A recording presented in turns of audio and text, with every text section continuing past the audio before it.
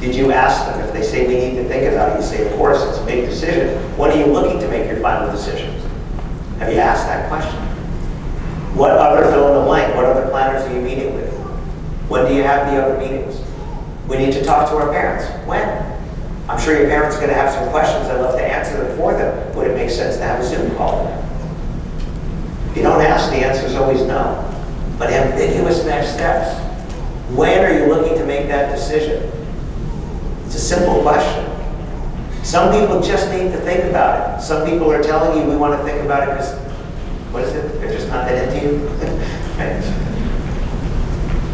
So use that same multi-contact approach. Never, ever just be checking in. Right? Just checking in is, hi, I'm a salesperson, you want to buy? That's what you're saying, because there's no value. We have to add value to every touch point. Otherwise, we are just salespeople. We need to be resources. We need to be the person that is going to be more to them than just, I'm selling you my products and services. We need to be the one that they're going to reach out to. The guy that I bought the air conditioning from answered questions for me. Some of them were kind of on the fringes of what he really needed to answer. But he did, which made him a resource.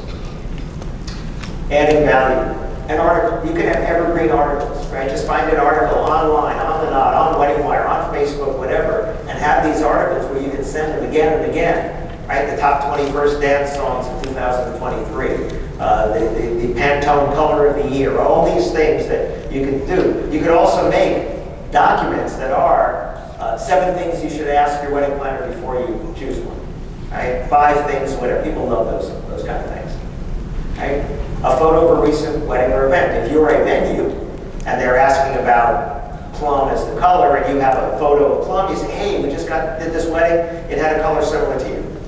And then always ask a question at the end of your message. And if you don't have a question to ask, if you don't know what to ask, just say, so while I have you, what other questions can I answer for you now? Just throw that out. And they might go, oh, by the way. And you can do this in writing, you can do it on the phone. A review. The beautiful thing about your reviews is your reviews speak about the actual results that someone got, not the promise of results that you're going to make. See, I can't promise that any of you here today are going to get any benefit from what I'm saying, because it's not up to me. You have to take action on what you're writing. You have to take action on what you're hearing. So I can be a conduit, but I can't do it for you. You have to do it. I can tell you that other people are using these same tips and it's working for them, but you have to make it work for you. But a review that supports it. So what you're going to do is you're not going to take the whole review, that whole paragraph that they sent and dump it. You're going to pull out sentences, single sentences, right? If somebody says this was important to them, you have a review where somebody said this was the best part of our wedding because of you. That's much stronger than you saying you're going to do it because somebody said you did it. You go to my website, there's single sentences all over the website of testimonials. Not on the testimonials page because nobody reads those, right? Because it's your website and you put the stuff there, so what's the chances you put anything bad there? 0. That's your love test, right? You look at your Google Analytics, nobody's looking at that page. You look at my website, you see what I call speed bumps, just single sentences all over the place. Because that one sentence on laptop or desktop is 4 lines on mobile, right? That's why I'm using single. I also use attribution. I say who it is, where they are, so that I get SEO lift. Because if I say that I was here in Mason, Ohio, right? So if I say I spoke at the Great Wolf Lodge in Mason, Ohio, I just said Mason, Ohio on my website. That helps my SEO. And I have from all over the world, actually, I have testimonials from people. So you pull out those single sentences. An answer to a question. They asked you something, you didn't have the answer. Perfect reason for getting back to them. A new idea for the wedding program. One thing that I love to do with venues, actually did this at Harrington the first time. So I was at their venue doing a sales training day. I don't think you guys probably weren't there. And a couple came in, a little bit older, second marriage for both, probably I'm going to say 40s. They were in their 40s.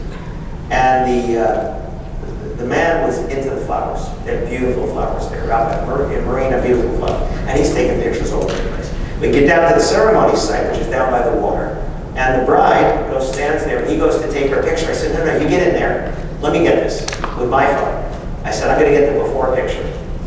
We'll get the after at your wedding. feel like it's already happening. But now, we had a photo to send them, preferably while they're looking at the next thing. What is that next tour? Yeah, I'm going to text it to you right about that. Right? So you want them to feel that, right? But you have to try at least one more time. If what you're doing is working, great, try one more time. And if that works, try one more time. Most of your competitors have given up. It just really surprises me how quickly people are giving up. The fact that 18% didn't reply at all. I had a group that had me shop, they have 30 venues, they had me shop 22 of their venues. And 8, a third of them didn't reply at all. And those venues are hitting the numbers, which is why they're getting complacent. And the bosses are like, yeah, they're at 95% of their goal, but they could be at 120% if they actually replied to the people who reached out. This isn't running around knocking on doors. These are people that reached out that they didn't even reply to. How easy is that when you've done cold calling? How easy is it to say, oh, I don't want to reply to this inquiry? So what if you did this? A venue in Maryland, not you guys, but another venue in Maryland that I was at, took to heart that I said, try something different, try something a little humorous. A couple came in for a tour. Loved the venue. It was out of their budget. So remember, all budgets are made up. So they're thinking, well, we can go to a Sunday, we can go to a different season, we can invite nice people. They try to make it work, but they're ghosting the venue. The venue has no idea that they're still interested because they're not getting a response. So they sent them an email like this. I think I slightly reworded it, but did you run off and hold them? Well, if they hadn't, you have their attention. Hi, Chris, it was great meeting you guys, and I thought for sure you were going to choose us for your wedding. Since we reached out a few times and haven't heard back, we can only imagine that you decided to skip the wedding and go right to the honeymoon, and you're warming your toes on a sandy beach, sipping a cool drink with a small umbrella. If that's not the case, would you still like us to help you have a fun and memorable wedding? And the couple came back almost immediately with a very, very long response, with buying simple words like, you're our #1 choice. If we can only afford it, we're ready to book now if. Like, these people would have had chicken fingers at their wedding just to have it in this venue, right? But they weren't responding because they're trying to make it work. Well, you can't see that.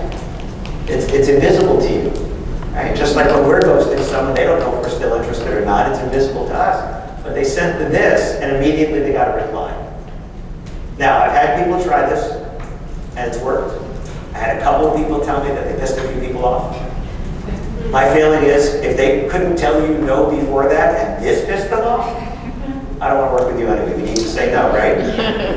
There are times when you want to say no. Those are people I don't want to work with. Because if you can't smile at that, right? Or air pop or whatever it is, come on. You got to smile. So when is it time to move on? When is it time to say, that's it, I'm giving up on this one? Well, if you've tried at least 5 times, right? Not twice, try at least 5 times. And you're not getting anything from them. At least 2 different methods. So if you've called or texted and emailed or whatever, you can think about it. I don't want you to give up at 5, but you could think about it. Because at 5, you're already way ahead of most people. If they said no and you have nothing else to offer, okay, you got the no. Don't burn the bridge. We wish you love and happiness in your marriage. If anything changes, please let us know. Things change. My best friend's son got engaged. They shopped for their photographer, found this young lady that they really, really loved. And she contacted them 6 months before the wedding and said, I'm pregnant and I'm due right around your wedding. And they had to find another photographer. So now they went through the search again because their #2 choice was no longer available because it's only 6 months from the wedding. Don't burn the bridges. Sometimes your spidey senses, this is what Doug was talking about, sometimes you're like, this is going to be a problem. Anybody here less than 1 year in business?